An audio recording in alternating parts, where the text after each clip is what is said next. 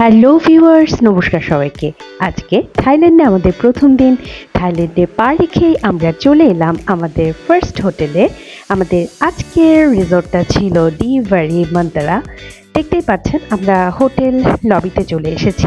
এখানে অনেকগুলো গাড়ি পার্ক করা আছে আর আমরা হোটেল লবির দিকে যাচ্ছিলাম চেক ইন করার জন্য। চলুন তাহলে দেখে নিই আমাদের আজকের হোটেলটা কীরকম ছিল। অ্যাট এ গ্ল্যান্স দেখে মন ভালো হয়ে যাবার মতো। চলুন আপনাদের সাথে রুম ট্যুরটা শেয়ার করে নিই। ঢুকেই দেখতে পাচ্ছেন এটা একটা ফ্যামিলি স্যুটের মতো। এখানে দুটো বেডরুম এবং একটি লিভিং রুম আছে। আমরা এখন লিভিং স্পেসটাতে আছি।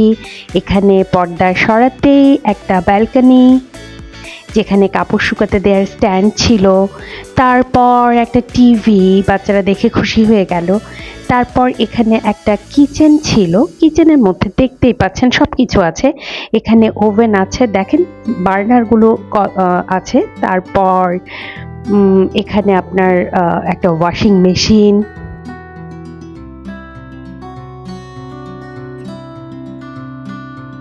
এখানে ওভেনও আছে খাবার গরম করার জন্য। আবার দেখেন ক্যাবিনেটগুলোর মধ্যে সুন্দর করে স্পুন সেট, তারপর এখানে দেখেন নাইফ সেট আছে। আমি ভয় পাচ্ছিলাম বাচ্চারা যেন না দেখে।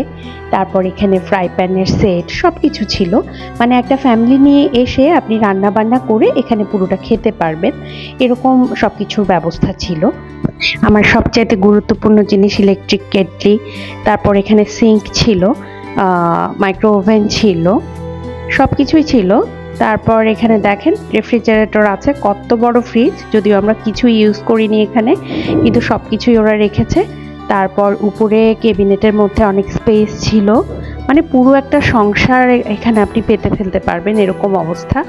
এই যে উপরে ক্যাবিনেটগুলোতে দেখেন সুন্দর করে ডিশ প্লেট সব কিছু সাজিয়ে রাখা আছে, আপনার প্রয়োজন মতো ইউজ করতে পারবেন।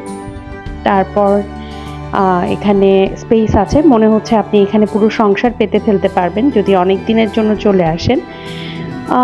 এই তো, তবে এখানে সব কিছুই ছিল। আমরা এগুলো খুঁটিয়ে খুঁটিয়ে দেখছিলাম। এইটা একটা বেডরুম, এখানে দুটো বেডরুমের মধ্যে একটা বেডরুম এটা। তারপরে এখানে ঢুকেই সুন্দর ক্যাবিনেট ছিল, কাপড় ছিল। এখানে আপনি আপনার কাপড় চোপড় সব কিছু রাখতে পারবেন। একটা সেফটি লকারও ছিল, যেটা ভিডিও করা হয়নি।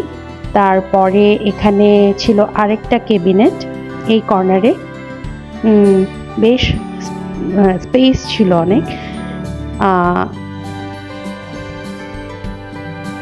দেখেন অনেকগুলো স্পেস। তারপরে ভেতরে টয়লেটটা ছিল আর এখানে বাথটাব ছিল। সবচেয়ে বেশি আমি হতাশ হয়েছিলাম যেটা দেখে, কোনো রকম টয়লেট্রিজ ছিল না, ব্রাশ, শ্যাম্পু। তারপর হচ্ছে যে আমাদের দেশের আমাদের কক্সবাজারের হোটেলগুলোতে যে জিনিসগুলো থাকে কিছুই এখানে কমপ্লিমেন্টারি কিছুই ছিল না।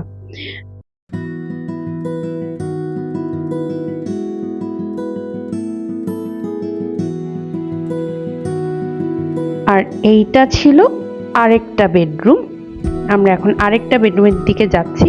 মানে পুরোটাই মনে হচ্ছিল আমাদের ঘর, আমাদের বাড়ি, আমাদের 2 দিনের বাড়ি এটা। এই যে আমার ছোট ছেলে এখানে আরেকটা বেডরুমে। আর এইটা ছিল এইখানে ওয়াশরুম।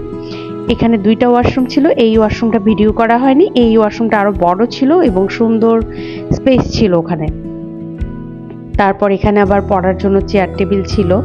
এখানেও ক্যাবিনেট ছিল, যেখানে কাপড় চোপড় রাখার ব্যবস্থা ছিল। এই যে এটা লিভিং স্পেসটা, দেখতেই পাচ্ছেন আমাদের লাগেজগুলো ছড়িয়ে ছিটিয়ে আছে। তারপর আমরা চলে এসেছিলাম এখানে উপরে তাদের সুইমিং পুল এরিয়াতে, তাদের রুফটপের এরিয়াটা অনেক সুন্দর ছিল। সুইমিং পুল এরিয়াটা দেখতেই পাচ্ছেন, ঝকঝকে সকালে একেবারে ভীষণ সুন্দর লাগছিল। দেখেন কি সুন্দর গাছপালা, এরা একটুখানি জায়গার মধ্যেও সবুজের মানে সমারোহ করে ফেলে। এই হোটেলটাতে আমরা মোটামুটি 3 রাত ছিলাম। 3 রাতে আমাদের এসেছিল প্রায় বাংলাদেশে 27,000 টাকার মতো উইদাউট ব্রেকফাস্ট। আর আমরা ডিসেম্বর মাসে গিয়েছিলাম বলে দামটা বেশি পড়েছে, আর না অন্য সিজনে দামটা আরো কম থাকে। আমি এটা agoda.com এর মাধ্যমে বুক করেছিলাম।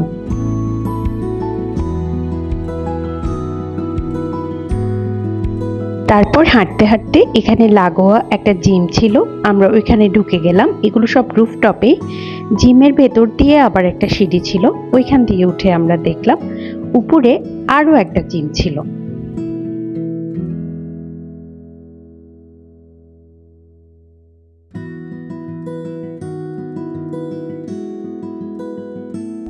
অনেকগুলো ইনস্ট্রুমেন্ট ছিল।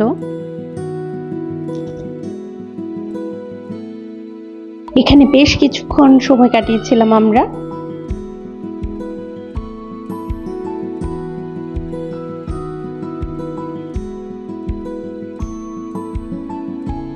ডিভারি মাত্রা রিসর্টটার 8th ফ্লোরের উপর থেকে ব্যাংকক শহরটা দেখছি, ঝকঝকে সুন্দর। তারপর আমরা নিচে চলে এসেছি আপনাদের ব্রেকফাস্টটা দেখাবো বলে। রুমের সাথে কমপ্লিমেন্টারি ব্রেকফাস্ট আমরা নেইনি। এখানে 180 বাতের একটা প্যাকেজ দেখা যাচ্ছে। তাদের ব্রেকফাস্টের মেনু দেখে আমার তো রীতিমতো মেজাজ খারাপ লাগছিল, কারণ আমাদের এখানে ব্রেকফাস্টে বুফে ব্রেকফাস্ট থাকে এবং অনেক আইটেম থাকে, আর তাদের এখানে মাত্র এই কয়েকটা আইটেম ছিল। আর আমরা এখানে যেহেতু রুমের সাথে কমপ্লিমেন্টারি নেইনি, পছন্দ মতো অর্ডার করে খেয়েছিলাম। আমরা ক্রসেন্ট স্যান্ডউইচটা খেয়েছিলাম, চিজ স্যান্ডউইচ মোটামুটি ভালো লেগেছিল, কিন্তু আমাদের এখানে যেরকম ভ্যারাইটিস আইটেম থাকে ওইটা আমি ভীষণ মিস করেছি। ওদের এই কয়েকটা ব্রেকফাস্ট আইটেম আমার মোটেও ভালো লাগেনি। আর আশেপাশে বের হয়ে কোনো খাবারের দোকানও ছিল না যে অর্ডার করে খাবো।